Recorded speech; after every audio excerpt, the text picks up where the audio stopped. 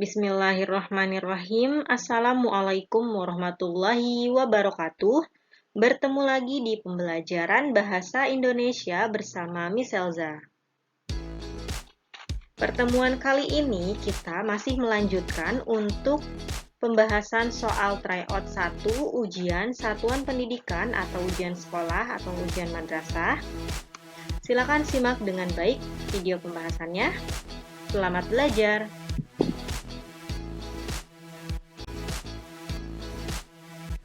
Soal tryout ini terdiri dari 35 soal pilihan ganda dan 5 soal esai. Untuk pembahasan kali ini, kita melanjutkan 5 soal pilihan ganda dan 5 soal esai, yaitu dari nomor 31 sampai nomor 40.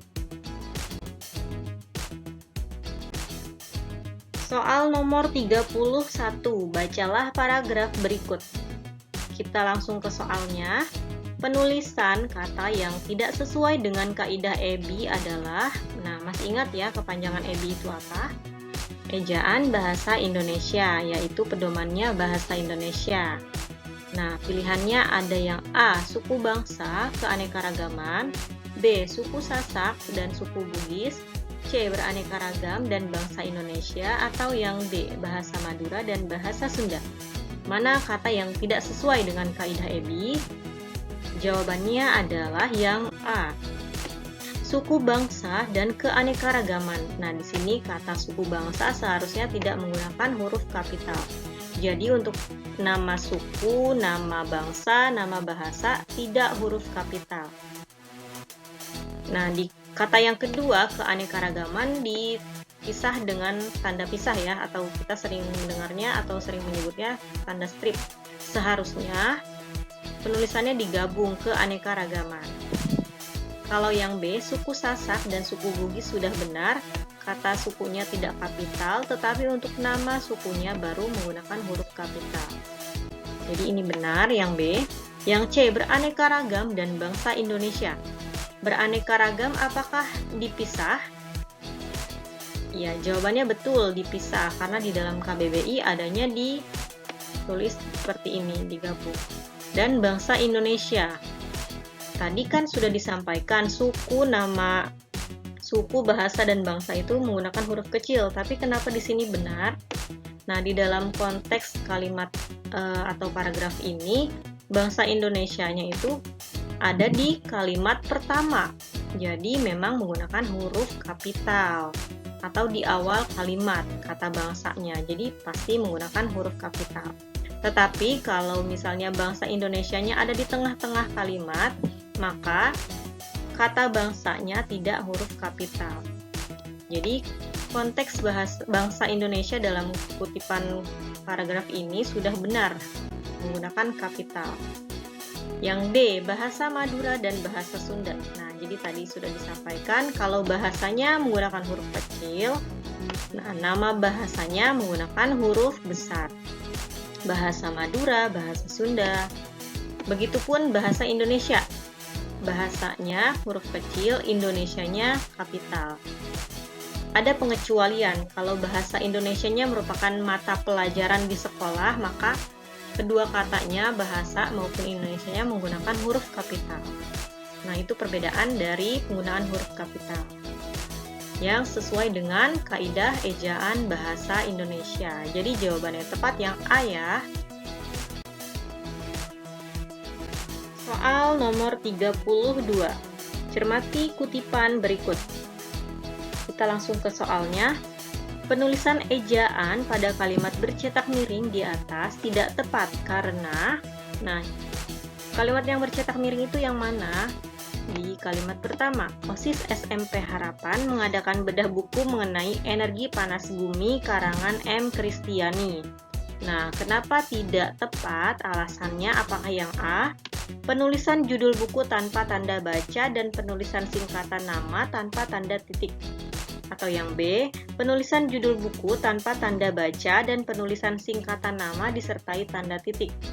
Atau yang C, penulisan judul buku diawali huruf kecil dan penulisan singkatan nama disertai tanda titik? Atau yang D, Penulisan judul buku diawali huruf kecil dan penulisan singkatan nama tanpa tanda titik. Jadi kesalahannya yang mana? Yang tepat adalah yang D. Penulisan judul buku diawali huruf kecil. Judul bukunya yang mana? Nah, judul bukunya adalah yang ini sebetulnya. Judul buku mengenai energi panas bumi. Nah, di sini kan tidak ada huruf kapital. Seharusnya judul buku, judul apapun judulnya, ditandai atau diawali dengan huruf kapital. Sedangkan di sini tidak, makanya penulisannya tidak tepat. Dan penulisan singkatan nama tanpa tanda titik. Nama yang disingkat itu diberikan tanda titik. Nah, di sini apa? M. Kristiani. Harusnya ada tanda titik. Jadi jawaban yang paling tepat yang D.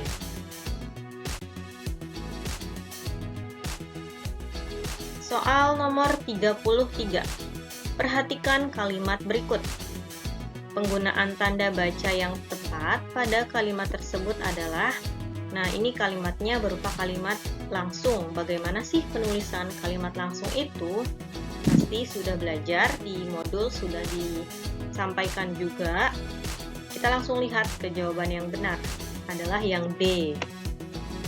Nah, apa yang diucapkan atau diujarkan oleh subjek ditandai dengan tanda kutip. Kami senang karena selama ini belum pernah ada bantuan alat sekolah. Nah, sebelum ada mengakhiri kutip di belakang, ada tanda baca, bisa berupa koma atau titik, tapi paling sering tanda baca koma. Jadi tanda baca ada di dalam kutip, tanda kutip. Ungkap sumiran. Siapa sumiran itu? Dikasih jeda atau koma, yaitu kepala dusun Ngompro. Nah, yang paling tepat yang D ya.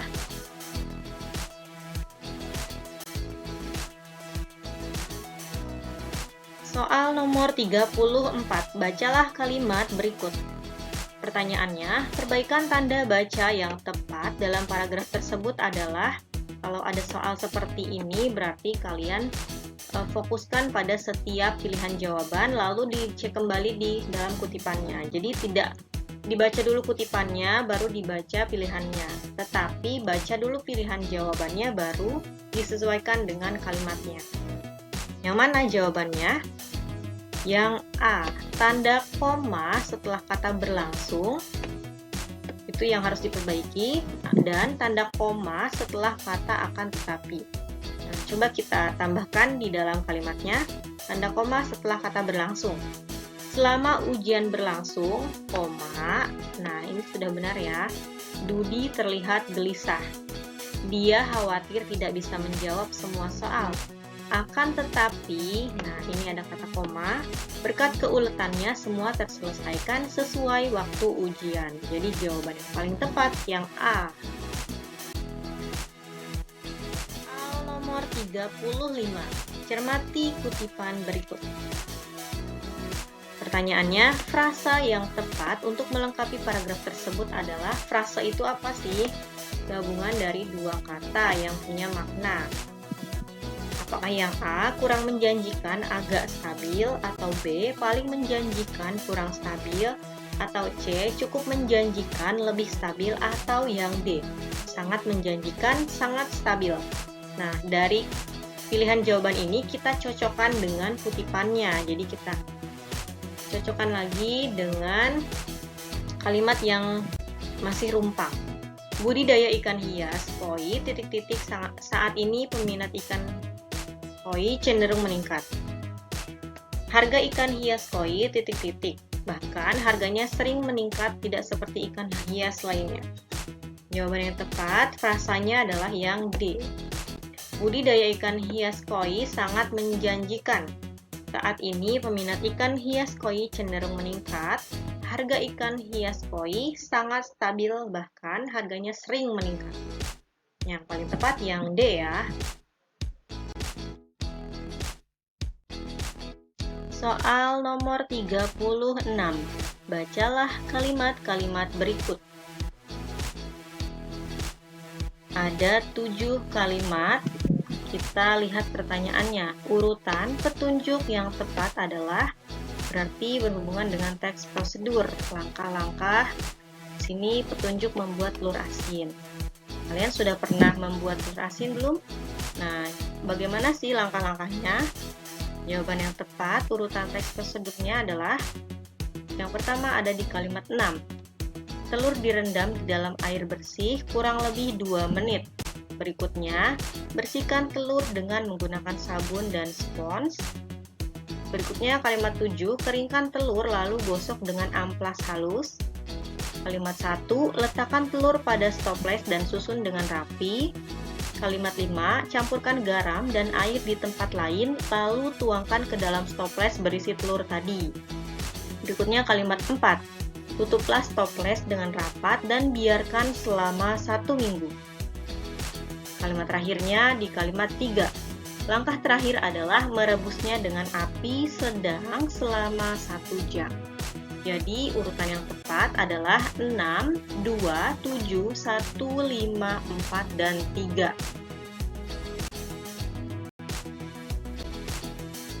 Soal nomor 37.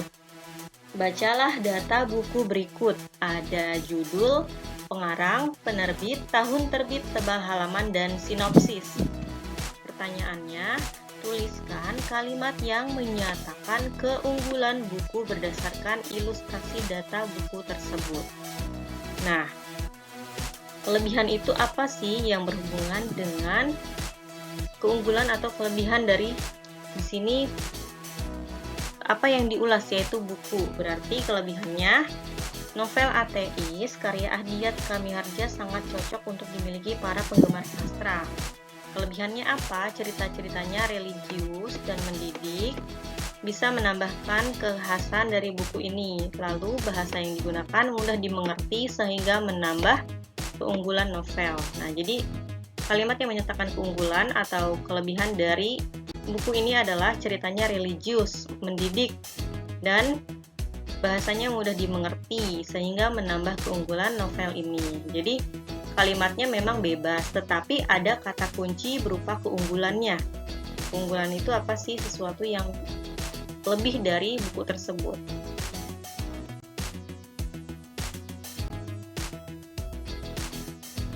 Soal nomor 38, cermati kutipan cerita berikut.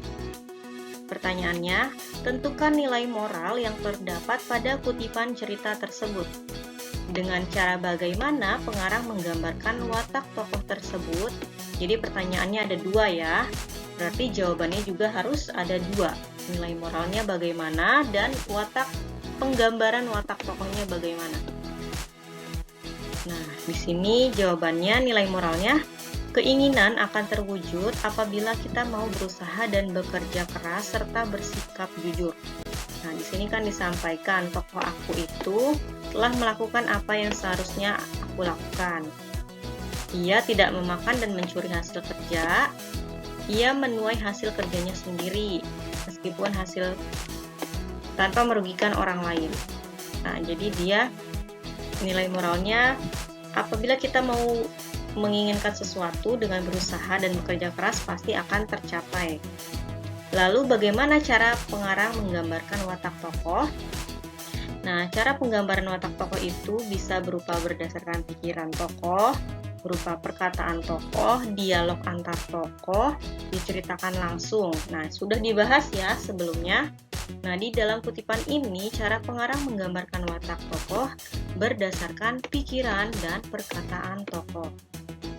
Nah, di dalam kutipan ini banyak yang disampaikan dari si tokoh, berarti berdasarkan dari pikiran ia dan perkataannya yang disampaikan. Gitu ya. Jadi jangan bingung kalau ada pertanyaan bagaimana pengarang menggambarkan watak tokoh. Ada berupa berdasarkan pikiran, berdasarkan perkataan, dialog, atau diceritakan langsung.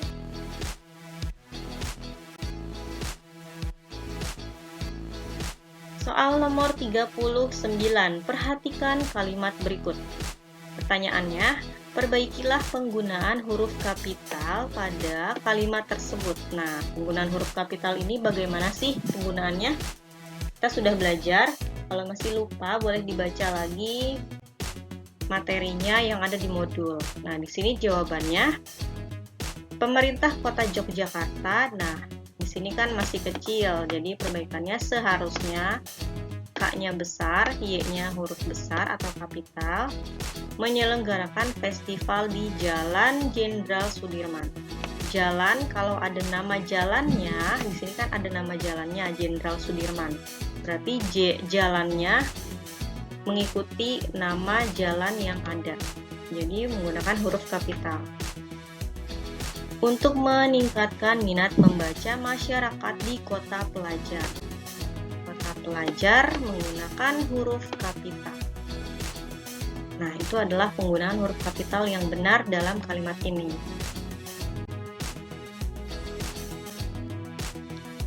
Soal ke-40 dan yang terakhir di soal tryout 1, bacalah paragraf berikut. Perbaiki kata bercetak miring pada kalimat tersebut dengan kata baku yang tepat.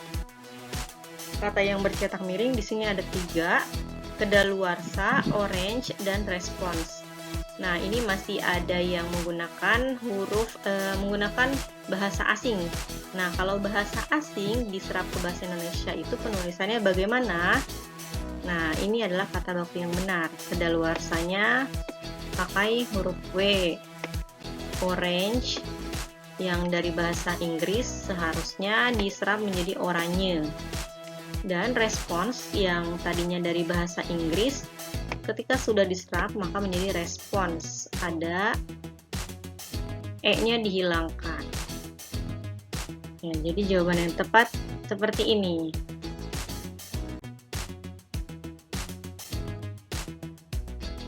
Alhamdulillahirabbil alamin. Cukup sekian untuk pembahasan soal tryout 1 pada nomor 31 sampai nomor 40. Kita bertemu lagi di video berikutnya. Terima kasih telah menyimak videonya dengan baik. Mudah-mudahan bisa bermanfaat. Mohon maaf apabila ada kesalahan. Miss akhiri, wassalamualaikum warahmatullahi wabarakatuh.